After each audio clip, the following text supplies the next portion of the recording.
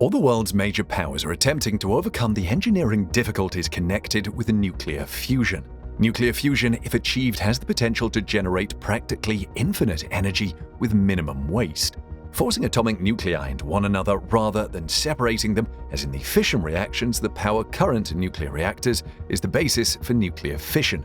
China's fresh declarations indicate that it has taken a substantial stride forward in that direction, which is a significant breakthrough. Researchers in China say they've created what they claim to be the world's first power plant that can transform fusion energy into electricity without disturbing the current grid. Who or what in China is responsible for this? To what end does China's major nuclear fusion achievement serve? The principal energy sources currently used around the world are coal and natural gas. However, both commodities are in short supply.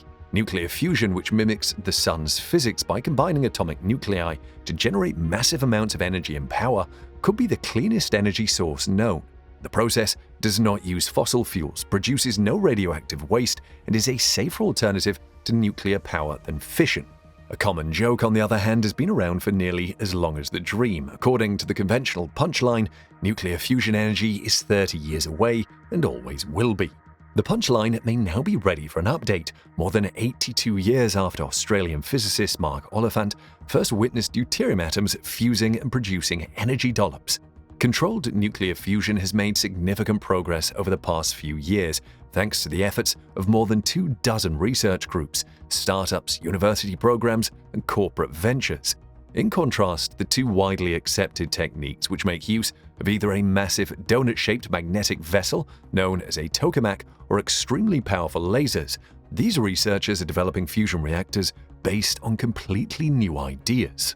Furthermore, during the next 5 years, some of these organizations foresee significant fusion milestones, such as achieving the break-even point, where the energy produced exceeds the energy consumed to initiate the reaction.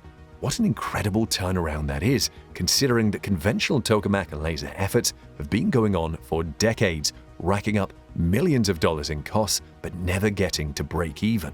Commonwealth Fusion Systems, based in Cambridge, Massachusetts, claims that its current reactor design is on schedule to break even by 2025. First Light Fusion, a spin-off from Oxford University in the UK, says that it will prove break-even in 2024. Similarly, in Southern California, TAE Technologies is aiming for the commercialization of its fusion reactor within 5 years. Fusion research is one of the most expensive, requiring large sums of money only to cover the electrical costs of a lab. There is a tremendous tendency to exaggerate prospective accomplishments in order to obtain money, and previous hopes for breakthroughs have been shattered time and time again. What's changed now is that improvements in high-speed computing, materials science, modeling, and simulation are assisting in the removal of formerly impenetrable technical barriers. Large sums of money are pouring into the field. In certain new fusion efforts, new supercomputers are being used to better understand and modify the plasma in which hydrogen nuclei fuse to make helium, which is produced at extremely high temperatures.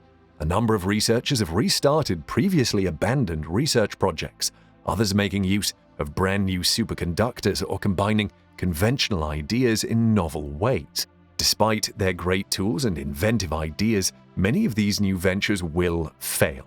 Nevertheless, even a single reactor that can generate power at a reasonable cost could profoundly impact the course of human civilization. A single gram of the most regularly utilized hydrogen isotopes might theoretically generate the same energy as 11 metric tons of coal in a fusion reaction, with helium as the only long-term byproduct. Nuclear fusion promises a zero-carbon, low-waste baseload source of power, one that is reasonably clean and comes with no risk of meltdowns or weaponization as climate change accelerates and demand for electricity surges. For decades, the fusion dream is being kept alive by this intriguing prospect. So is it possible that one of these startups will ultimately make fusion a reality? Well, it appears that China has made a step in the right direction with its recent announcements. A Chinese research team claims to have built the world's first power plant capable of converting fusion energy into electricity without affecting the power grid, which might be a big achievement. The China Fusion Engineering Test Reactor, CFETR, is expected to generate up to 2 gigawatts of peak power when it's completed in 2035, resulting in enormous amounts of heat. This news comes after China's experimental advanced superconducting tokamak East HL2M fusion energy reactor ran for 1,056 seconds at 70 million degrees Celsius earlier this year. However, converting the heat into electricity is difficult, according to Shang Kui, chief engineer of thermal systems at the China Energy Engineering Group Guangdong Electric Power Design Institute in Guangzhou, because the reactor must take a 20-minute break every 2 hours. This frequent interruption, according to Shang and his colleagues in a research published in the domestic peer-reviewed journal Southern Energy Construction, can create pulse energy that will cause huge damage to the power grid.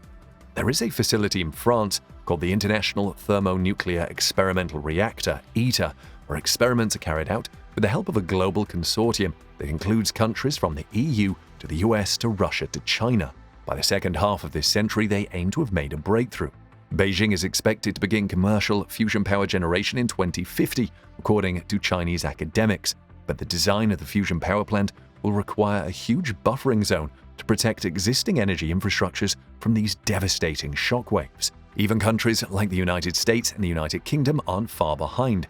In February this year, the Jet Laboratory in the United Kingdom set a new world record for the amount of energy it can extract by mixing 2 forms of hydrogen. The trials produced 59 megajoules of energy in 5 seconds, 11 megawatts of power. In order to create a fully operating artificial sun on Earth, there is a significant amount of engineering work that needs to be done.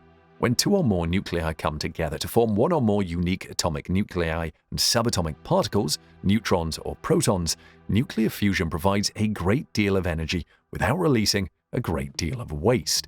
At temperatures of around 10 million degrees Celsius, this is possible due to enormous gravitational pressures in the Sun's core. Temperatures must be substantially higher, beyond 100 million degrees Celsius, to achieve fusion at a much lower pressure. There are no materials that can withstand such high temperatures when they are in direct contact. Scientists devised a method in which a superheated gas or plasma is trapped inside a donut-shaped magnetic field to achieve fusion in the lab. Tokamak is the name for the donut-shaped device. The Chinese CFETR is a tokamak device that harnesses fusion energy to generate a massive magnetic field capable of confining and regulating hydrogen gas at temperatures 10 times higher than the Sun's core. When fusion occurs, 2 hydrogen atoms fuse together to form 1, releasing a massive amount of energy. However, managing the plasma's temperature might be a challenge. 2 minutes is the longest run so far. Based on recent advances in fusion technology, Chinese specialists predict that in about a decade, they will be able to extend the lifespan of stable plasma to several hours. Plasma instability necessitates shutting down the reactor before the next cycle can begin. The ideal fusion reactor would be able to operate continuously for several months, if not years. China will become the first country on Earth to harness the energy of an artificial sun by connecting the CFETR to the electrical grid. Zhang's team came up with a clever idea in the form of a heat sink.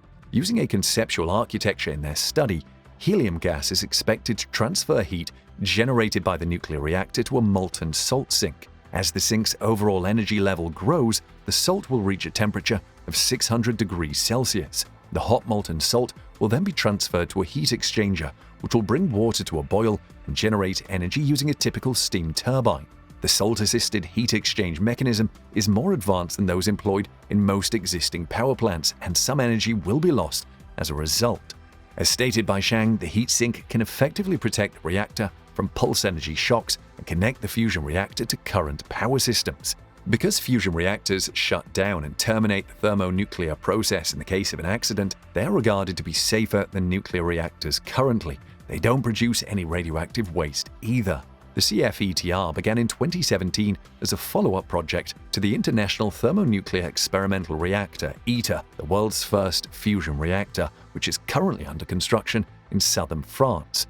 If successful, ITER will run for up to 10 minutes and demonstrate that fusion generates more energy than it consumes.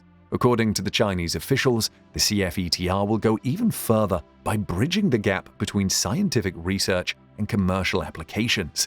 Even though China's stated goal may seem a touch overambitious and its claimed discovery has yet to be verified, if Chinese researchers can deliver on their claims, it would be a game changer. The commercialization of nuclear fusion energy would be extremely beneficial to a massive country like China, which has vast energy needs, and also to the rest of the world. Let us know what you think of this in the comment section below.